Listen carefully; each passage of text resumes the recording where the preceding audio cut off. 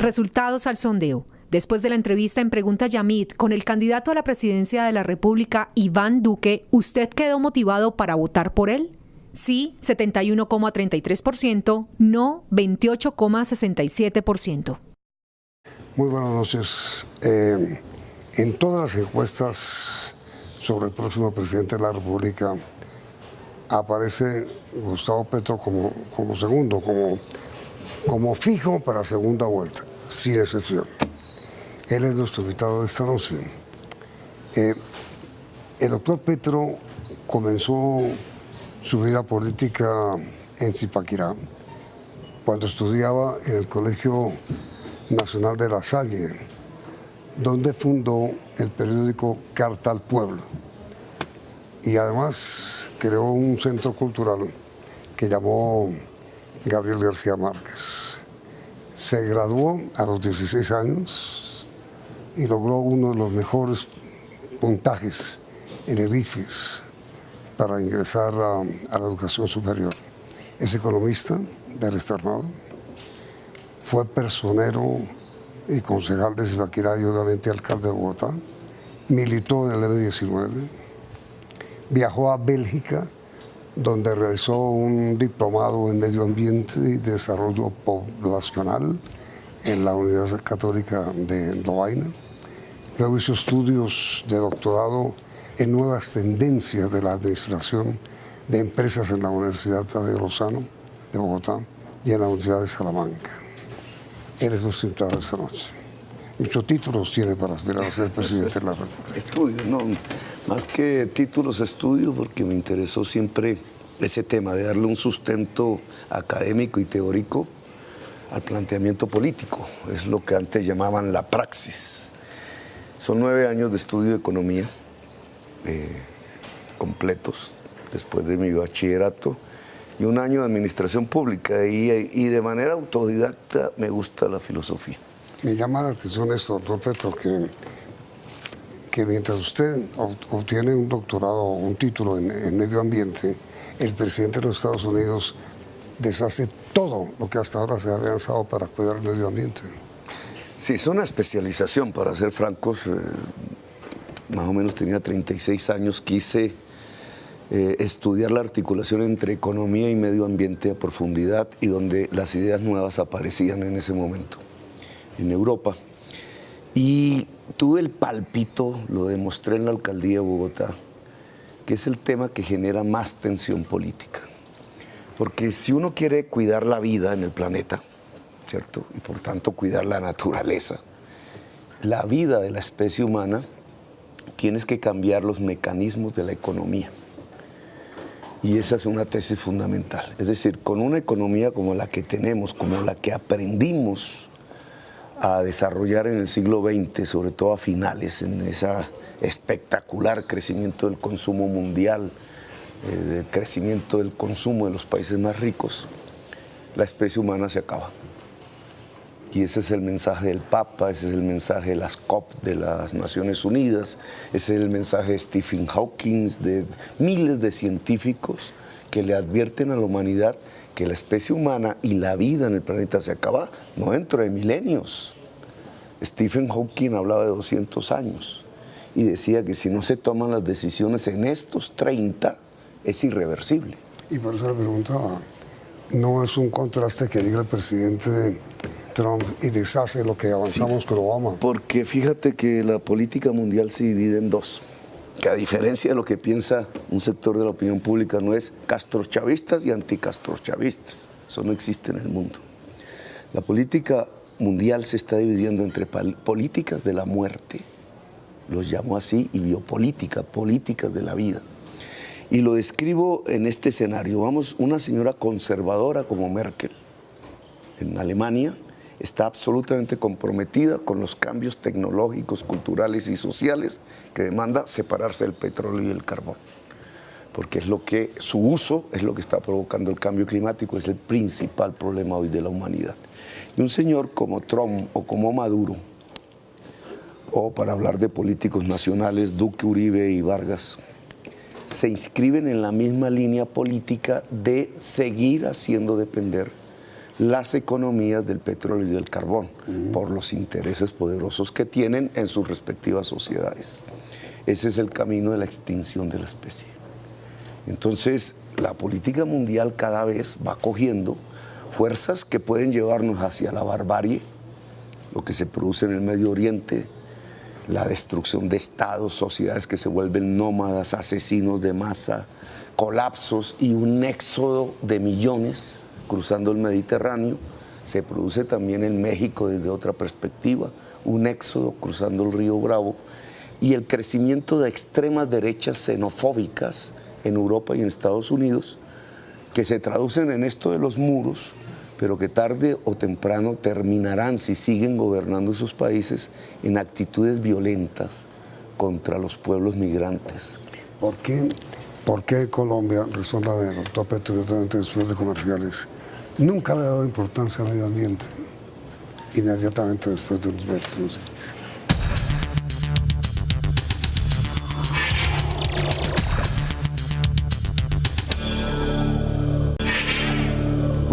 ¿Por qué nuestro país nunca ha tenido conciencia sobre el medio ambiente? Observe el río Bogotá, que es una cloaca. Observe Doña Juana, que no saben qué hacer para crear otro relleno. No hay además aprovechamiento de desechos en el país. ¿Qué pasa con el medio ambiente en Colombia? Porque hay intereses creados. Sí hay conciencia, los niños todos ya tienen conciencia ambiental, la juventud profundamente le enseñan a sus padres y madres. Pero hay intereses creados y hay el conflicto. Vamos a poner ejemplos, digamos el relleno sanitario, Doña Juana, que es el más grande de Colombia, y su extensión y su efecto negativo sobre poblaciones de todo el sur de Bogotá, se mantiene porque hay un negocio alrededor de transportar basuras y enterrarlas en el relleno. Ahí gana unos grupos muy poderosos. Si hubiera reciclaje, que era lo que nosotros queríamos, el relleno sanitario va muriendo, pero entonces esos negocios también van muriendo. Y otros actores de la economía crecen, por ejemplo en el caso de Bogotá, los recicladores. O vamos a poner un ejemplo, la Ciénaga Grande de Santa Marta. No le llega el agua, se está desecando. No le llega el agua porque cultivadores de palma africana, de banano, van quedándose con el agua para su producción, para la exportación. En cierta forma exportamos ese agua y la ciénaga va muriendo con un efecto negativo sobre la población. E incluso, si uno mira esos afluentes que vienen de la Sierra Nevada, sobre la población misma de Santa Marta, antes de llegar a la ciénaga. Ese es un conflicto económico, unos intereses económicos, porque la solución ¿en qué consistiría? En que podamos poner reciclaje, en que las industrias bogotanas que arrojan desechos sobre el río o a los afluentes paguen impuestos por ello, o que no se utilice el régimen de aguas en el Magdalena, por ejemplo, de una manera que priorice, en el caso de La Guajira, el carbón y mata a los niños de sed, de hambre, o en el caso de Santa Marta, mata a la ciénaga. Y esas medidas que protegerían el medio ambiente, entonces chocan contra esos intereses económicos. Y de ahí, o los casos más famosos, el de la minería del oro en Cajamarca o el de la minería del oro en Bucaramanga, que puede afectar 2 millones de personas que toman el agua potable de esa región. ¿Qué pasaría, digamos, ante esos conflictos cada vez más grandes? Peores son los que se relacionan con la extracción de carbón y petróleo. La economía venezolana depende exclusivamente de eso, la colombiana parcial, pero prioritariamente de eso. ¿Qué pasaría si decidimos proteger el medio ambiente? Que tenemos que tener otro tipo de economía y que el presidente de la República y por ende los funcionarios que le obedezcan tienen que priorizar políticamente la vida sobre el negocio. Y esa priorización de la vida sobre el negocio pues trae decisiones que pueden llamarse fuertes, pero que son vitales. Por ejemplo, en el páramo de Santurbán, Minesa no entra y no entra. En el Cajamarca, la minería de oro no entra. Nos tenemos que separar progresivamente de algo de lo que hemos vivido en los últimos 30 años, una élite, porque realmente es ahí donde ha aparecido la corrupción, las regalías del carbón y del petróleo que ya se agota en Colombia. Si el petróleo se va agotando, una solución tecnológica para aplazar esa muerte es el fracking. ¿Cuál está usted? Usar todo el agua de la región. Pero miren, intencionalmente comencé el dedo con usted planteando un tema en el que usted es experto como el medio ambiente por lo siguiente. La pregunta original, pensaba yo, debería haber sido ¿por qué usted origina tanto miedo en ciertos sectores? Pero con una respuesta, con una pregunta tan genérica como el medio ambiente y tan importante como el medio ambiente, yo pensaba encontrar una respuesta, se lo confieso, distinta, pero dése cuenta, me abre el camino para llegar a la misma pregunta. En esto, por ejemplo, ¿a quién le mete usted miedo cuando dice que hay intereses creados para contener, para evitar que el país haga realmente una protección del medio ambiente? Pues fíjate, Yamil, que quienes deberían tener miedo, que es la mayoría de la población, debería ser de no hacer eso, de no proteger el medio ambiente. ¿Cómo no va a tener miedo una población de 2 millones de habitantes que vive en Bucaramanga y al otro lado del norte de Santander y otros municipios? No, pero digo, si le quitan el agua del páramo. ¿Usted origina miedo? Digamos que hay sistemas políticos que quieren que la gente sienta miedo por mí, para que no voten por mí. Eso ya lo habían usado antes. A Gaitán le decían comunista. Hoy se conmemora 70 años de su muerte. Lo asesinaron, pero no lo dejaron llegar a ser presidente de Colombia. ¿Y cómo lo lograron? Al principio generando miedos. Recuerda usted que dividieron el Partido Liberal y les ganó los conservadores en el 46. Y después, pues no pudieron de otra manera que asesinándolo. Pero Gaitán era comunista, ¿no? Gaitán quería unas reformas liberales que eran las apropiadas para ese momento de la historia de Colombia, que venían incluso de López Pumarejo, que ya las había planteado en su revolución en marcha y no la dejaron hacer. Y a partir de ahí el país entró en 60 años de violencia. Entonces uno se pregunta, pensando en esa historia, ¿había que tenerle miedo a Gaitán? ¿O había que tenerle miedo a esos 60 años después de violencias que dejaron medio millón de colombianos asesinados? Si usted suma la violencia primera de liberales y conservadores con la reciente del paramilitarismo y la guerrilla. ¿A qué tenía que haber? ¿Qué era lo que el pueblo colombiano debería temer? Claro, Gaitán planteaba unas transformaciones. Sí, Gaitán planteaba una transformación del poder. Muy puntualmente en el caso suyo, una pregunta a quienes dicen que no, Petro no, que Petro mete susto. A ver, el expresidente Gaviria decía en un reportaje ayer que no le gusta pensar en ningún candidato, no lo menciona usted, pero es obvio que lo sugiere, que vaya contra la institucionalidad del país. Mi pregunta es, ¿usted es anti-institucional? Mira, estas son nuestras instituciones. Es la Constitución Política de Colombia. ¿Quién era la fuerza mayoritaria en la Asamblea Constituyente que hizo esta Constitución? Nosotros, el M-19, para ponerlo, Navarro, que era el presidente, que hizo una alianza con el presidente César Gaviria y con Álvaro Gómez en temas diferentes, para que aquí en esta Constitución se quedara un concepto que no se ha aplicado, que es el Estado Social de Derecho. El Estado Social de Derecho es un recuerdo de lo que Gaitán llamaba, décadas atrás, la justicia social. Y si lo quiere, unas décadas atrás, López Pumarejo, la Revolución en Marcha, y si se quiere, Rafael Uribe Uribe. Es decir, aquí hay un filón de historia colombiana, de ideas colombianas que querían derogar la Constitución de 1886 por autoritaria, por antidemocrática, la del estado de sitio que usted recuerda, la del frente, pues no la creó la Constitución, pero que terminó en un país sin espacios democráticos. Esta fue la respuesta. Derogamos la Constitución de 1886 y creamos la del 91. Este es un pacto Y en ese pacto estuvo el señor César Gaviria, estuvo Humberto de la Calle, que era su ministro, estuvo Álvaro Gómez Hurtado, que hablaba en este momento que había que derogar un régimen de la corrupción en Colombia. Y estábamos nosotros, y la hicimos. Yo respondo por esta Constitución. Respondo porque nos levantamos contra la Constitución del 86 y la derogamos. Hoy, si lo quieren un resumen, en esas encuestas de las que usted habla, hay un candidato, pues en las puntas de las encuestas, hay un candidato que quiere restaurar la Constitución de 1886 y hay un candidato que quiere aplicar el Estado Social de Derecho de la Constitución del 91.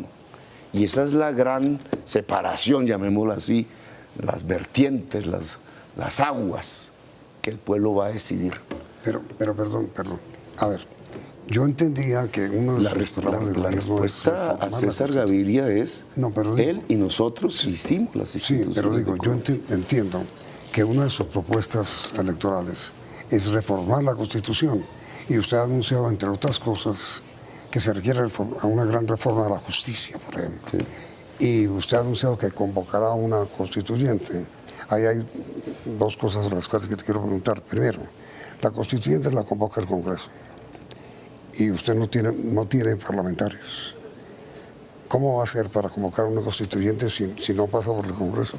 Sí, pero uno, no es reformar toda la Constitución. No, la parte de la justicia. Son unos temas que ya sabemos que el Congreso no ha querido reformar, la justicia, la política, el retorno a lo que planteaba la Constitución del 91 en educación, que lo contrarreformó Andrés Pastrana y Álvaro Uribe, quitándole recursos de la educación para salvar banqueros el uno y para la guerra el otro.